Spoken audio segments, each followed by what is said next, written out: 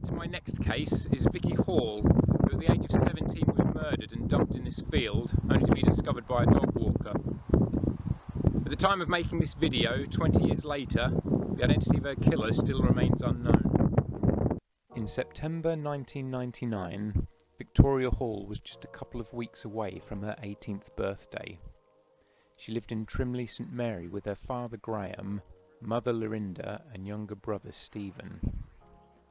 Described as having a golden smile that would light up whenever she heard a song she liked, heard something funny or saw someone she knew. Her friends always found her to be very loyal and trustworthy, a happy and lively person. Her teachers say she was a happy pupil that never caused trouble. Vicky had planned to go to university after school to study sociology. In the year leading to her death, Vicky worked at Strides Clothing in Felixstowe and was saving for driving lessons. Vicky loved music, in particular jazz, ballet and dance.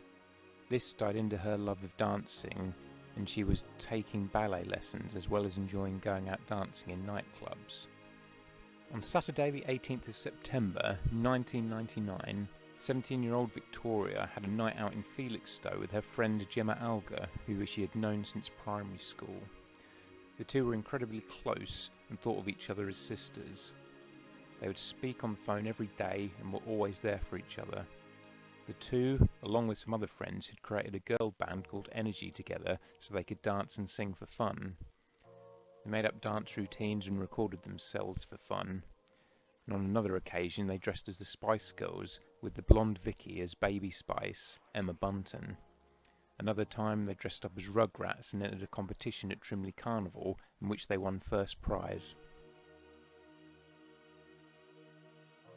Once the pair were in Felixstowe, they went to the Bandbox nightclub, leaving at about 1 AM to get some chips and start their 2-mile walk home to Trimley after realising they didn't have enough money left for a taxi. After walking, chatting and laughing together, they separated at about 2:20 AM at the junction at Faulkner's Way and Trimley High Road, close to Victoria's home at Faulkner's Way. It was down this road at the junction connecting Faulkner's Way to the Trimley High Road that Gemma would say her final goodbye to her best friend Vicky. Later, screams would be heard down this road, which police now believe were Vicky being abducted. In the short distance from there to her home, Victoria vanished. Gemma heard screams a few minutes after leaving Victoria, but dismissed it as kids messing around, not imagining it may be her friend in trouble. Neighbours also reported hearing horrifying screams at the time, as well as a raspy exhaust. Victoria's parents reported her missing later that morning on Sunday the 19th of September, when they realised that she had not returned when checking in on her at 8 AM. Police launched an investigation which was quickly elevated from a missing person inquiry into a murder inquiry. The investigation attracted large-scale media interest, resulting in thousands of calls being received by police, giving information and possible sightings. Sadly, on Friday the 25th of September 1999, a dog walker in Creeting St Peter near Snow Market, which is around 25 miles from where Victoria was last seen, saw what he initially thought was a dummy in a water-filled ditch in a field. He reported this to the police, who discovered that it was the body of Victoria Hall. Following an autopsy, it is believed that the 17-year-old had been asphyxiated. Though she was found naked, she had not been sexually assaulted.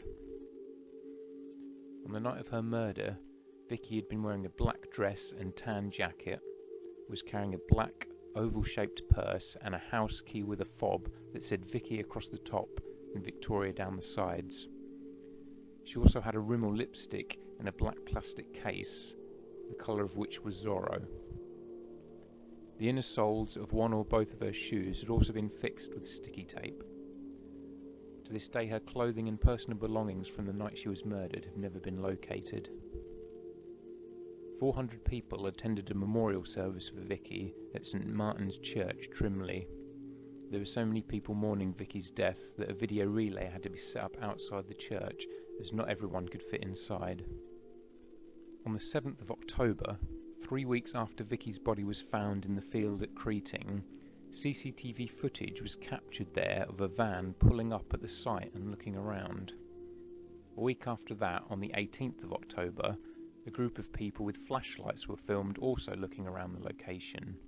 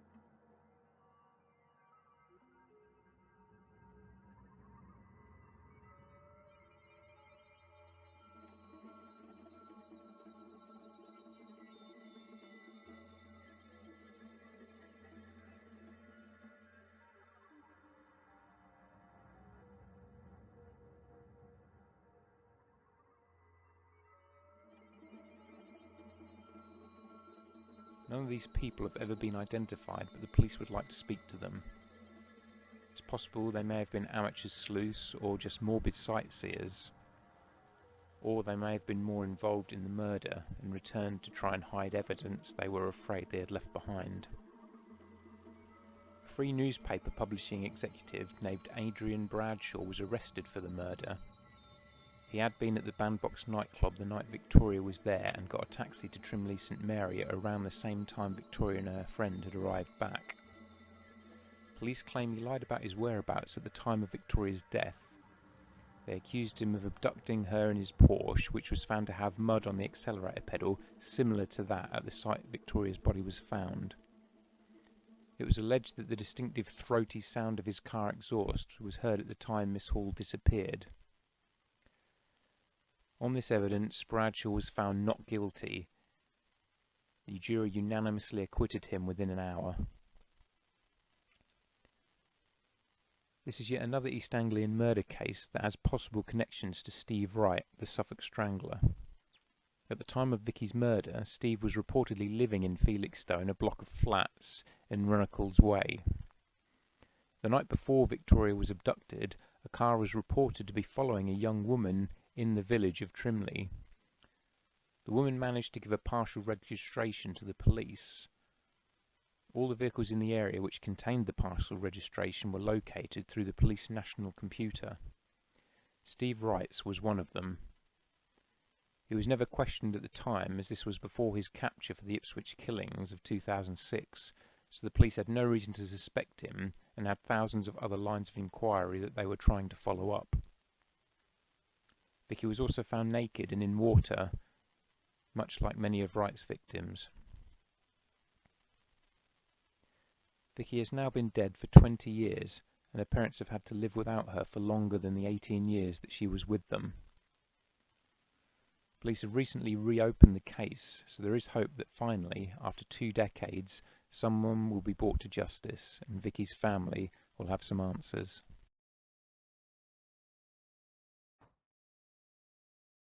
This is the Vicky Hall Memorial Pavilion, a constant reminder to this sleepy little town of the brutal crime that was committed here that's still unsolved. Thank you for listening to this case. It's another one that doesn't seem to get much media attention at all until today, actually. The police have released the new CCTV footage and have apparently had a couple of new leads come in, so after 20 years finally this case is getting a bit more attention. I'm sorry if the audio isn't too good on this. I got a new microphone that I've tried out, but it still seems too quiet, so I'm going to try and get a dictaphone because the audio quality on these videos is really bugging me. I just don't feel like it's loud enough and clear enough, but at the minute it's the best I can do, unfortunately. So thanks for bearing with me. Thank you for watching. Stay safe, and I'll catch you in the next video.